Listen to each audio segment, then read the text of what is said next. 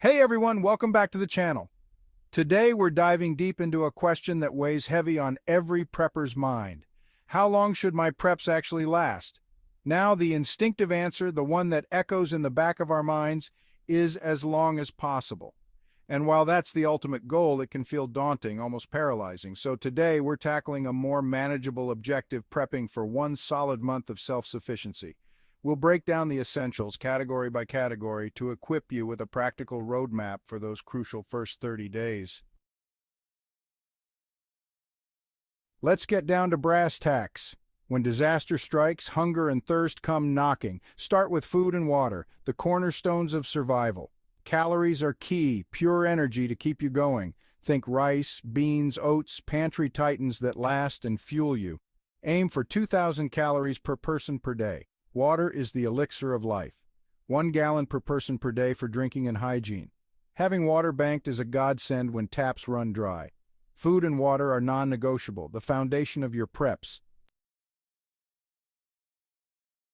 Let's talk about the workhorses of your long-term food supply dry goods. Staples like rice, beans, lentils, oats, they can last for years if stored properly. Nutrient-dense, calorie-packed, and inexpensive, they are the backbone of any prepper's pantry. Store them airtight to keep critters, moisture, and light at bay. Food-grade buckets with airtight lids are my go-to. They're sturdy and stackable. Label everything clearly with contents and date. You'll be grateful later. Dry goods require some prep work, so familiarize yourself with cooking methods. Find what your family enjoys and stock up accordingly.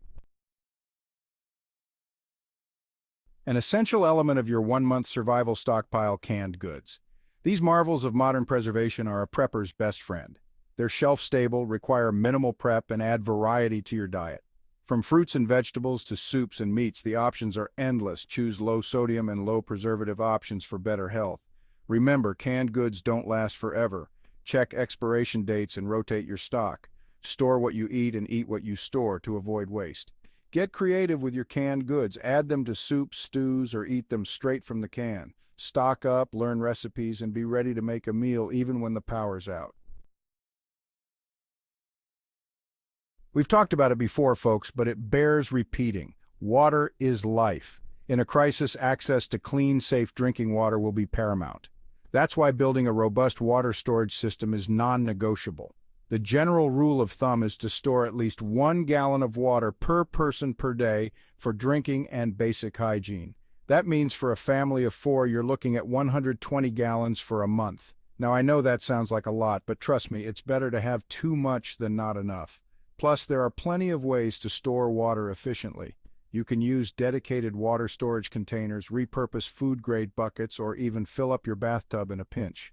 Just make sure whatever you're using is clean and properly sealed to prevent contamination. Don't forget about water purification. Having a way to make found water safe to drink is crucial. Consider investing in a high-quality water filter, boiling water for at least 1 minute, or using water purification tablets.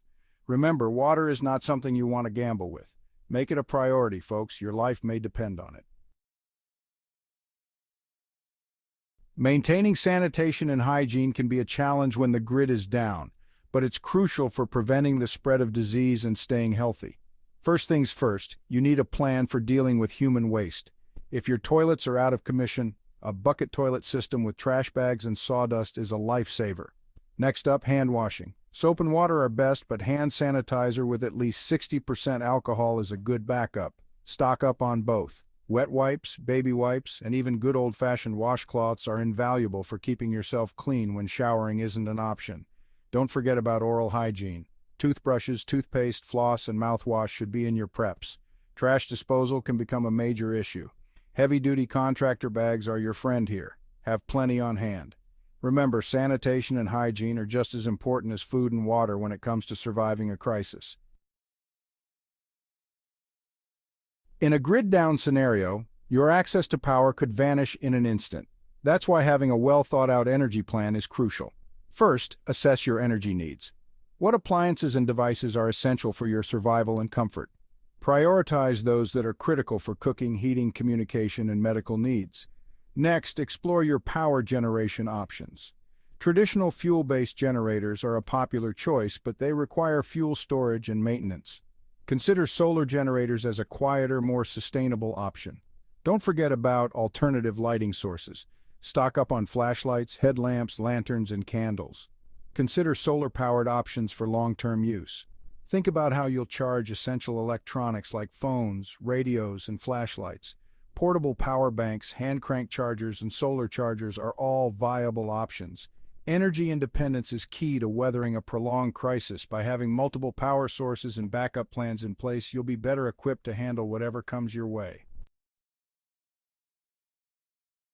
Cooking fuel. Keeping the home fires burning in an emergency. When the power's out and the grid is down, you'll need a reliable way to cook food and boil water. That's where having a good supply of cooking fuel comes in. Propane is a popular choice for its portability and ease of use. A standard propane tank can power a camp stove for several weeks, making it ideal for short-term emergencies. Butane is another option, often found in smaller canisters, perfect for backpacking stoves. It's lightweight and easy to store, but it doesn't perform as well in cold weather. Alcohol-based fuels like denatured alcohol and methanol are relatively safe to use indoors and burn cleanly. However, they have a lower heat output compared to propane or butane. Don't forget about alternative cooking methods. Solar ovens are a great way to cook food using nothing but the power of the sun, while rocket stoves are incredibly efficient and can burn a variety of fuels. Having multiple cooking fuel options and backup methods ensures you can prepare hot meals and boil water, regardless of the situation. When disaster strikes, access to medical care may be limited or non-existent. That's why having a well-stocked first aid kit and a supply of essential medications is crucial. Start with the basics: pain relievers, fever reducers, anti-diarrheal medication, antihistamines, and antacids. These common over-the-counter medications can address a wide range of ailments. Next, consider any personal medications that you or your family members rely on. Talk to your doctor about getting an extra supply to have on hand in case of an emergency. First aid supplies are equally important. Bandages, gauze, antiseptic wipes, antibiotic ointment, burn cream, and a thermometer are just a few essentials. Consider adding a basic first aid manual to your kit so you can reference it if needed. Having the right medical supplies can mean the difference between a minor inconvenience and a life-threatening situation. Personal security in a crisis. When the rules of society break down, the potential for chaos and violence increases. I'm not advocating for becoming a vigilante or engaging in unnecessary confrontations, but having a means to protect yourself, your loved ones, and your supplies is paramount. What that means for you will depend on your personal beliefs, your comfort level, and local laws. Some folks opt for firearms, others for non-lethal options like pepper spray or stun guns. Regardless of your choice, training and responsible ownership are paramount. Familiarize yourself with the safe use and storage of any self-defense tools you choose. The goal is not to become an aggressor, but to deter potential threats and, if absolutely necessary, defend yourself and your family. Maintaining personal hygiene is more than just feeling fresh. It's vital for staying healthy, especially during a crisis. When access to running water and modern conveniences is limited, you need to be prepared. Hand sanitizer, wet wipes, baby wipes, these become your new best friends. Stock up on these for quick cleanups throughout the day. Consider adding a portable bidet to your bathroom setup. It's a game changer for staying clean when water is scarce. For bathing, a solar shower or a simple bucket bath can work wonders. Use biodegradable soap and shampoo to minimize your environmental impact. Laundry can be tackled with a washboard, a bucket, and some good old-fashioned elbow grease. Look for biodegradable laundry soap options as well. Staying clean isn't about vanity in a crisis. It's about preventing infections and maintaining your overall well-being. This is a breakdown of the essential preps you need to navigate the first month of a major crisis.